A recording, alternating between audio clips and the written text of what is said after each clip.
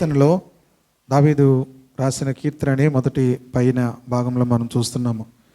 దేవుడు తన యొక్క ప్రార్థన ఆలకించాలని, తనకు ఉత్తరం ఇవ్వాలని అని ప్రార్థిస్తూ 2వ వచనంలో అంటున్నాడు, సజీవులలో ఒకడును నీ సన్నిధిని నీతిమంతుడుగా ఎంచబడడు. దేవుని సన్నిధిలో ప్రార్థిస్తున్నప్పుడు ఎప్పుడు కూడా మన నీతిని బట్టి కాకుండా దేవుని యొక్క మరి కృపను బట్టి మాత్రమే మనము ప్రార్థించాలి. దావీదు భక్తుడు చెప్తున్నాడు, నా నీతిని అలాంటిదంటే ఒక్కడు కూడా నీ సన్నిధిలో ప్రభా నీతిమంతుడుగా ఎంచబడడు. కనుక మన నీతి ఎప్పుడు కూడా దేవుని సన్నిధిలో అది మురికి గుడ్డలు వంటిదే అని ఎప్పుడు కూడా జ్ఞాపకం చేసుకుంటూ దేవుని కృపను బట్టి మాత్రమే మనం ప్రార్థించాలి. తన యొక్క పరిస్థితి ఎలాగుందో 3వ వచనంలో చెప్తున్నాడు, శత్రువులు నన్ను తరుముచున్నారు, వారు నా ప్రాణము నేల పడగొట్టుచున్నారు, చిరకాలం క్రిందట చనిపోయిన వారితో పాటు గాఢాంధకారములో నన్ను నివసింపచేయుచున్నారు. కావున నా ఆత్మ నాలో కృంగి ఉన్నది, నాలో నా హృదయము విస్మయం ఉందను. తన పరిస్థితి ఎలాగుందో ఈ 3-4 వచనాల్లో చెప్తున్నాడు. శత్రువులు నన్ను తరుముతున్నారు, నా ప్రాణమును నేల పడగొట్టుచున్నారు అని చెప్తూ నా ఆత్మ చాలా కృంగిపోయింది, నాలో నా హృదయము విస్మయం ఉంది. తన పరిస్థితిని చెప్తున్నాడు. సాధారణంగా మనందరి జీవితాల్లో కూడా ఏదో ఒక సమయంలో మన జీవితాల్లో ఇలాంటి పరిస్థితి వస్తుంది. శత్రువులు మనల్ని తరిమే పరిస్థితి, మన ప్రాణము మరి కృంగిపోయిన పరిస్థితి వస్తుంది. ఆ సమయంలో భక్తులు ఎలాగా ఆ పరిస్థితిని జయించారో మనం తెలుసుకుంటే మనము కూడా జయించగలుగుతాం. 5వ వచనం చూడండి, పూర్వ దినములను జ్ఞాపకం చేసుకునిచున్నాను, నీ క్రియలన్నీ ధ్యానించుచున్నాను, నేను నీ చేతుల పని యోచించుచున్నాను. అలాంటి పరిస్థితుల్లో మనం వెళ్తున్నప్పుడు చేయవలసిన పని అక్కడ దావీదు చెప్తున్నాడు. ఏమంటే పూర్వ దినములు నేను జ్ఞాపకం చేసుకుంటున్నాను. గతంలో తన జీవితంలో ఇలాంటి పరిస్థితులు వచ్చాయి, కానీ ఆ పరిస్థితులు అన్నింటిలో నుంచి కూడా దేవుడు విడిపించాడు. పూర్వ దినముల్లో అనేక జీవితాల్లో నువ్వు కార్యము చేశావు, మా ప్రజలైనటువంటి నీ ప్రజలైనటువంటి మా పితరులైనటువంటి ఇశ్రాయేలును విడిపించావు. అలాగే పూర్వ దినాల్లో మోషే దినముల్లో చేసిన గొప్ప కార్యములను, ప్రియమైన వాళ్ళరా యేసేపు జీవితంలో చేసిన గొప్ప కార్యములను, అనేకమైన కార్యములను దావీదు భక్తుడు ఏం చేస్తున్నాడు? జ్ఞాపకం చేసుకుంటున్నాడు. మనం ఏం జ్ఞాపకం చేసుకుంటాం? మనకు శ్రమ వచ్చినప్పుడు, తన ప్రాణము కృంగిపోయినప్పుడు, శత్రువులు నన్ను తరుముతున్నప్పుడు మనం ఏం జ్ఞాపకం చేసుకుంటాం? ఇది జ్ఞాపకం చేసుకుంటే మన విశ్వాసం పెరుగుతుంది. హల్లెలూయా. మనము విశ్వాసములో బలవంతులం అవుతాము. ప్రియమైన వాళ్ళరా, విశ్వాసములో పడగొట్టడానికి సాతానుడు అనేక రీతిలుగా మనల్ని ప్రయత్నం చేస్తున్నప్పుడు ఏం చేయాలంటే దేవుడు చేసిన కార్యాలను జ్ఞాపకం చేసుకోవాలి. హల్లెలూయా. గతములో దేవుడు మనల్ని విడిపించిన విధానం, గతములో దేవుడు మనల్ని స్వస్థపరిచిన విధానము, గతములో దేవుడు మనల్ని ఆశీర్వదించిన విధానము, మనం ఆర్థిక ఇబ్బందుల్లో ఉన్నప్పుడు, అనారోగ్య పరిస్థితులు ఉన్నప్పుడు దేవుడు మనకు చేసిన వాటిని జ్ఞాపకం చేసుకుంటే మరలా మనకు విశ్వాసం ఏమవుతుంది? Praise the Lord. హల్లెలూయా. కనుక మొదటి విషయాన్ని తను చెప్తున్నాడు. రెండవది, నీ తట్టు నా చేతులు చాపుచున్నాను. హల్లెలూయా. ఎవరి తట్టు చేతులు చాపాలి? రెండవది ప్రార్థన. ఎవరి తట్టు చేతులు చాపాలి? ఎవరి తట్టు చేతులు చాపితే తనకు సహాయం వస్తుందో తనకు తెలుసు. కొండల తట్టు నేను కనులెత్తినడల నాకు సహాయము ఎక్కడి నుండి వచ్చును? భూమి ఆకాశమును సృజించిన యెహోవా నామం వల్లే నాకు సహాయం కలుగుతుంది. హల్లెలూయా. కనుక ప్రియమైన వాళ్ళు, తనకు తెలుసు నాకు సహాయం ఎక్కడి నుంచి రాదు, మనుషుల దగ్గర నుంచి కాదు. దావీదు రాసిన కీర్తనలో చాలా చోట్ల మనుషులను నమ్ముకోవద్దు అని బైబిల్లో తను చక్కగా రాశాడు. ప్రియమైన వాళ్ళరా, నీ తట్టు నా చేతులు చాపుచున్నాను. ఎంత ఆశతో ఉన్నాడంటే, ఎండిపోయిన భూమి వలె నా ప్రాణము నీ కొరకు. మీకు మరలా చెప్తున్నాను, ఏ మనుషుల మీద ఆశ పెట్టుకున్నా మనకు నిరాశ వస్తుంది. ఏ మనుషుల మీద మనం ఆశపడినా మనకేం కలుగుతుంది? నిరాశ వస్తుంది. కానీ దేవుని మీద ఆశ పెట్టుకుంటే ఎన్నడూ కూడా మనము సిగ్గుపరచబడము. హల్లెలూయా. బైబిల్ క్లియర్గా చెప్తుంది, ఇశ్రాయేలు యెహోవా మీద ఆశ పెట్టుకొనుము. ఎవనికి యాకోబు దేవుడు సహాయుడగునో, ఎవడు తన దేవుడైన యెహోవా మీద ఆశ పెట్టుకొనునో వాడు ధన్యుడు. 146వ కీర్తనలో ఈ మాటను చూస్తాం. దేవుని మీద ఆశ పెట్టుకునేవాడు ధన్యుడు. గనుక తన ప్రాణం ఎవరి మీద ఆశ పెట్టుకుందంటే నీ మీదే. ఎండిపోయిన భూమి వలె నా ప్రాణం నీ కొరకు ఆశపడుతుంది. కనుక పూర్వదినములో జ్ఞాపకం చేసుకుంటున్నాను. ఇప్పుడు మరలా ధైర్యం వచ్చింది. కొన్నిసార్లు మనం ప్రార్థన చేయలేనంత నిరాశలోనికి వెళ్ళిపోతాం. ప్రార్థన చేయలేనంత నిరాశలోనికి వెళ్ళిపోతాం. కానీ దేవుణ్ణి జ్ఞాపకం చేసుకుంటే మరలా మనం ప్రార్థించేటట్లు, మరలా దేవుని మీద ఆశ పెట్టుకునేటట్లుగా మన విశ్వాసం పెరుగుతుంది. కనుక దావీదు భక్తుడు నీ మీద నేను ఆశ పెట్టుకుంటున్నాను అంటున్నాడు. 8వ వచనం, నీ యందు నేను నమ్మిక ఉంచి ఉన్నాను, ఉదయమున నీ కృపావార్తను నాకు వినిపింపుము, నీ వైపు నా మనసును నేను ఎత్తుకొనుచున్నాను. ప్రైజ్ ద లార్డ్, హల్లెలూయా. ఎవరి యందు నమ్మిక ఉంచాడు అంటే నీ యందే నేను నమ్మిక ఉంచుతున్నాను.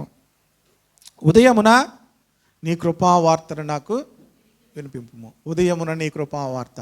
రాత్రి ఏడ్పు ఉండినను, సాయంకాలమున ఏడ్పు వచ్చి రాత్రి అంతా ఉండినను, ఉదయమున, ఈ కీర్తన కూడా దావీదు రాశాడు, 30వ కీర్తనలో ఉంటుంది ఈ మాట. సాయంకాలము ఏడ్పు వచ్చి రాత్రంతా ఉండినను, ఉదయమున, ఆమేన్. మీకు విషయం చెప్పనా, మీ జీవితాల్లో సంతోషం ఉంది. ఉదయమున ఏం కలుగుతుంది? సంతోషము కలుగుతుంది. ఆమేన్, హల్లెలూయా. ఇంక నాదంతా రాత్రే, నా జీవితం ఏమైపోయింది రాత్రే అనుకోవద్దు. రాత్రి ఏమవుతుంది? అందరికి కూడా భయం ఉంటుంది. ఉదయము సంతోషము కలుగుతుంది. మోషే కూడా రాశాడు, ఉదయాన్నే నీ కృప మాకు దయచేయి ప్రభా అంటాడు. ఉదయమున నీ కృపా వార్తను, నేను ఉదయం లేచేసరికి ఏమవ్వాలి? నీ కృపా వార్తను, నీ యందు నేను నమ్మిక ఉంచాను ప్రభా, ఉదయమున నీ కృపా వార్తను నాకు వినిపించుము. ఎంత చక్కగా ప్రేయర్ చేస్తున్నాడు. కీర్తనలు చదివేటప్పుడు చక్కగా ప్రతి మాటను కూడా, కీర్తన అంటే పాటలు, ఇవన్నీ కూడా చక్కగా అరేంజ్ చేశాడు. ప్రైజ్ ద లార్డ్, హల్లెలూయా. ప్రతి చరణాలు, ఇప్పుడు అందరూ పాటలు పాడారు, ఒక్కొక్క చరణం తర్వాత ఒక్కొక్కటి పల్లవి చక్కగా ఎలాగ అరేంజ్ చేస్తారో దావీదు భక్తుడు కూడా చక్కగా ఆ కీర్తనను ఏం చేశాడు? అలాగే అరేంజ్ చేశాడు చక్కని మాటలతో. నీ వైపు నా మనస్సును నేను ఎత్తుకొనుచున్నాను, నేను నడవవలసిన మార్గము నాకు.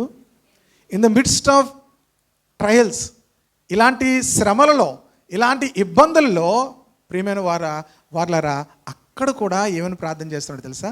నీ మార్గమును నాకు తెలియచేయము. What a prayer. Praise the Lord, hallelujah. కొంచెం సౌండ్ పెట్టి. ఎంత అద్భుతమైనటువంటి ప్రార్థన ప్రియమైన దేవుని బిడ్డలారా. అలాంటి శ్రమల మధ్యలో కూడా నీ మార్గము నాకు బోధించుము. దేవుడు ఇష్టపడే ప్రార్థన, దేవుడు సంతోషించేటువంటి ప్రార్థన. మనం చాలాసార్లు మనుషులను సంతోషపెట్టే ప్రార్థనలు చేస్తాం, లేకపోతే మనకు సంతోషము కలిగే ప్రార్థనలు చేస్తాం. దేవునికి సంతోషము కలిగే ప్రార్థన మనం చేయాలి. ఏ ప్రార్థనను బట్టి దేవుడు సంతోషిస్తాడంటే, తన అంత ఇబ్బందికరమైన పరిస్థితుల్లో తను వెళ్తున్నప్పటికీ కూడా నీ మార్గము నాకు బోధించు ప్రభువా అంటాడు. తను దేవుని మార్గాలను తెలుసుకోవాలని ఆశపడుతున్నాడు అలాంటి పరిస్థితుల్లో కూడా. ఇంకా అద్భుతమైన మాట చూడండి 10వ వచనంలో, నీవే నా దేవుడవు, నీ చిత్తానుసారముగా ప్రవర్తించుటకు. ఎప్పుడు ఈ ప్రార్థన చేస్తున్నాడు? శత్రువులు తనని తరుముతున్నారు, వారు నా ప్రాణము నేల పడగొట్టుకున్నారు, గాఢాంధకారములో నేను ఉన్నాను, నా ఆత్మ నాలో కృంగిపోయింది, నాలో నా హృదయము. మనం ఏం ప్రార్థన చేస్తాం ఆ టైంలో? Your prayer makes difference. మన ప్రార్థన, మన డిఫికల్ట్ టైంలో మనము చేసే ప్రార్థన గొప్ప వ్యత్యాసం తీసుకొస్తుంది. దట్ ఈస్ ద మెచ్యూరిటీ, అది పరిపూర్ణత. మన ప్రతికూల పరిస్థితుల్లో, శత్రువులు, శ్రమలు, ఇబ్బందులు, అనారోగ్యాలు మన చుట్టూ ఉన్నప్పటికీ కూడా దేవుని మార్గాలు తెలుసుకోవాలని ఆశ అన్నాడు నువ్వు కూడా మనము కోల్పోకూడదు. దేవుని మార్గము నేను తెలుసుకోవాలని ఆశపడుతున్నాను అంటున్నాడు. తర్వాత, నీవే నా దేవుడవు, యు ఆర్ మై గాడ్. పరిస్థితులు ఎలాగున్నా, ఇంకా రాబోయే దినాల్లో ఎలాగున్నా నీవే నా దేవుడవు, నీ చిత్తానుసారముగా ప్రవర్తించుటకు నాకు నేర్పము. నీ చిత్తానుసారం. అలాంటి పరిస్థితుల్లో కూడా లార్డ్ ఏమంటున్నాడు? ఇంగ్లీష్లో ఏముంది? Teach me to do thy will. Teach me to do thy will. ఇలాంటి ప్రార్థన కానీ మీరు చేస్తే దావీదును దేవుడు ఎలా హెచ్చించాడో మిమ్మల్ని కూడా అలా హెచ్చిస్తాడు.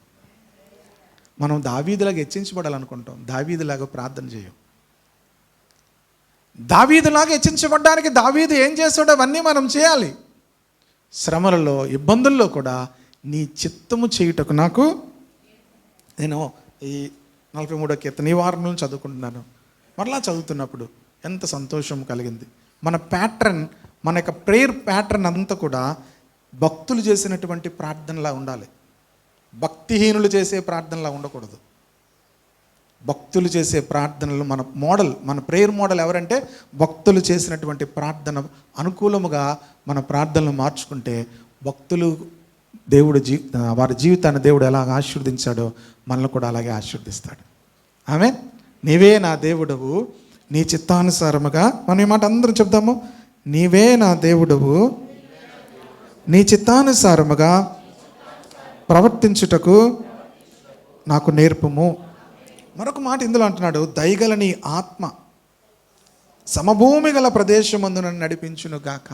అలాంటి టైంలో కూడా is recognizing the work of the holy spirit. అలాంటి పరిస్థితుల్లో కూడా ఒక విశ్వాస జీవితంలో పరిశుద్ధాత్మ యొక్క కార్యమును అతను గుర్తిస్తున్నాడు. హల్లెలూయా. తన జీవితంలో పరిశుద్ధాత్మ యొక్క సహాయము, పరిశుద్ధాత్మ యొక్క కార్యము, దేవుని ఆత్మ ద్వారానే ఈ కార్యము జరుగుతుంది. శక్తి చేతనే నేను, బలము చేతనే నేను కాదు, కానీ నా ఆత్మ వలన దీనిని చేస్తానని దేవుడు చెప్పాడు. కనుక దేవుడు ఎలాంటి ప్రార్థనలను బట్టి సంతోషిస్తాడంటే దయగలని ఆత్మ, దేవా నీ ఆత్మ నన్ను నడిపించాలి. హల్లెలూయా. దయగలని ఆత్మ సమభూమి గల ప్రదేశమందు నన్ను నడిపించును గాక. దేవుని ఆత్మ నడిపిస్తే మన జీవితాలు ఎప్పుడూ ఒకలాగే ఉంటాయి. సమభూమి అంటే అర్థం ఏంటి? సమభూమి అంటే ఒకలాగే ఉండేది అన్నమాట. హల్లెలూయా. ఏముందమ్మా, ఏమన్నా కనుక ప్రియమైన వాళ్ళరా, లెవెల్ గ్రౌండ్ అంటే ఒకలాగే ఉంటారు. కొంతమంది చూడండి, వన్ డే ఎలా ఉంటారు, వెరీ హై, ఇంకనే ఇలాంటి వాళ్ళు ఎవరు లేరు అనుకుంటాం. ఒకరోజు ఎలా ఉంటారు, కంప్లీట్గా ఒరే ఇలాగ అయిపోయారేంట్రా అనిపిస్తుంది. మరలా లెగిస్తారు, మరలా ఏమవుతారు, కిందకి దిగుతుంటారు. వాళ్ళు గ్రాఫ్గానే వేస్తే, గ్రాఫ్ తెలుసా, గ్రాఫ్గానే వేస్తే ఇలాగ ఉంటాయి అన్నమాట. ఒకరోజు అప్పు, ఒకరోజు డౌన్, ఒకరోజు అప్పు, ఒకరోజు డౌన్.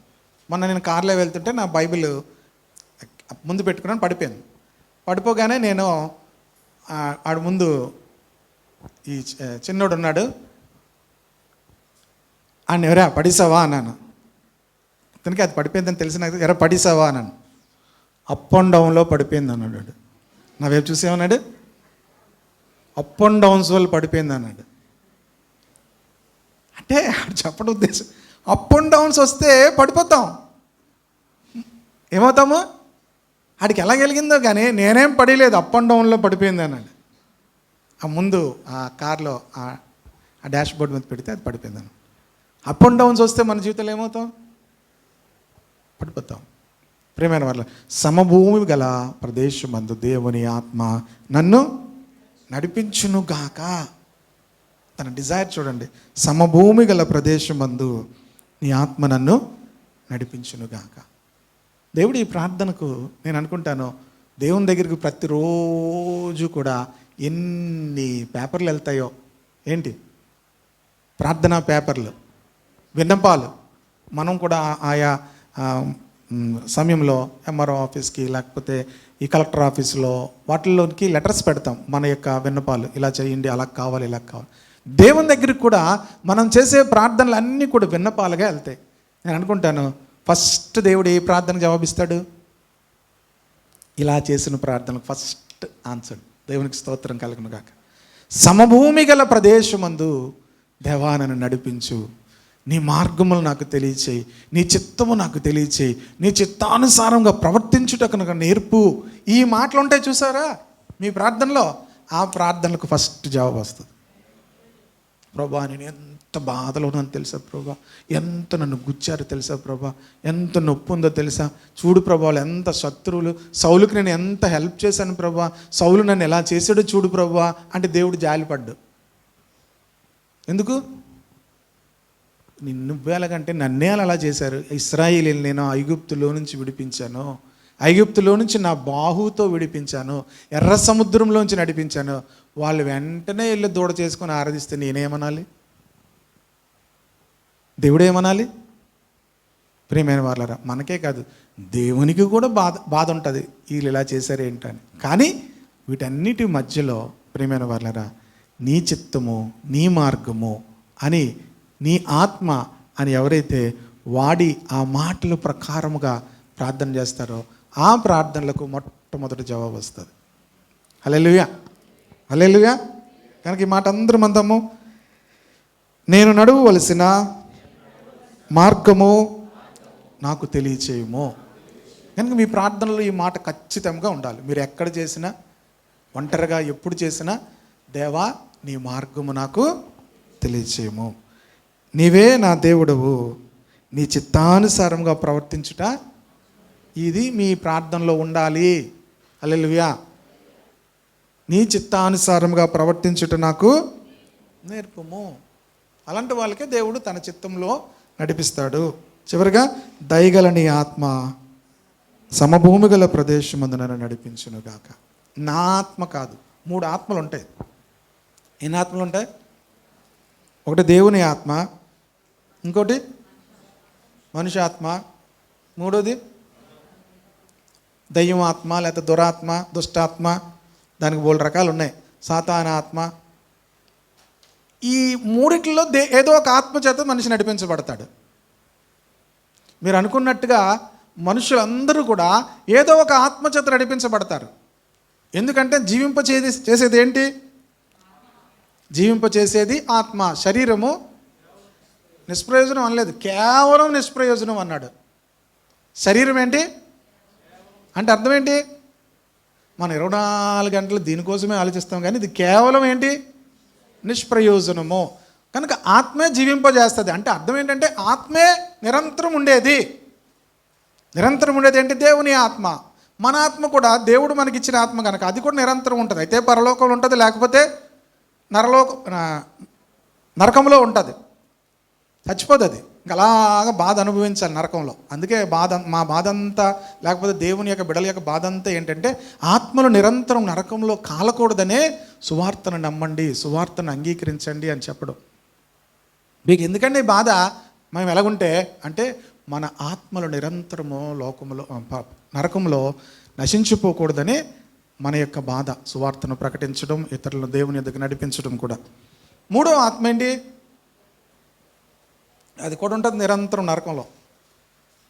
గనక ఈ మూడిట్లో ఏదో ఒక ఆత్మ చేత మనిషి నడిపించబడతాడు. ఏదో ఒక ఆత్మ చేత నడిపించబడతాడు. మనం దేనికి అప్పగించుకుంటామో, దేనికి విధేయత చూపిస్తామో ఆ ఆత్మ మనల్ని నడిపిస్తుంది. దేవుని ఆత్మకు విధేయత చూపిస్తే, దేవుని వాక్యానికి విధేయత చూపిస్తే, దేవుని యొక్క ఆత్మ మనల్ని నడిపించాలని ఆశపడితే దేవుని ఆత్మని నడిపిస్తుంది. నీ జీవితంలో అంతా కూడా ఎలాగుంటుంది?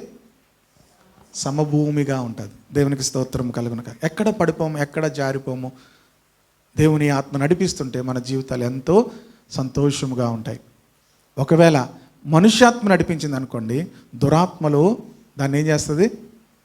మన జీవితాన్ని నాశనం చేస్తాయి. దురాత్మలకు చోటు మనం ఇచ్చామనుకోండి, మన జీవితం అంతా కూడా సమాధానము లేకుండా, సంతోషము లేకుండా, ఆరోగ్యము లేకుండా, ఆనందము లేకుండా మనల్ని భయంకరమైన పరిస్థితుల్లోనికి తీసుకొని వెళ్తాయి. కనుక అందుకే దేవుని ఆత్మకు ప్రతిదినము కూడా మనల్ని మనం అప్పగించుకోవాలి. హల్లెలూయా. దేవుని ఆత్మకు అప్పగించుకుంటున్న కొద్దీ దేవుని ఆత్మ మనల్ని ఏం చేస్తాడు? నడిపిస్తాడు. హల్లెలూయా. కనుక మన ప్రార్థన ఏం చేయాలి? దయగల నీ ఆత్మ సమభూమి గల ప్రదేశమందు నన్ను నడిపించును గాక.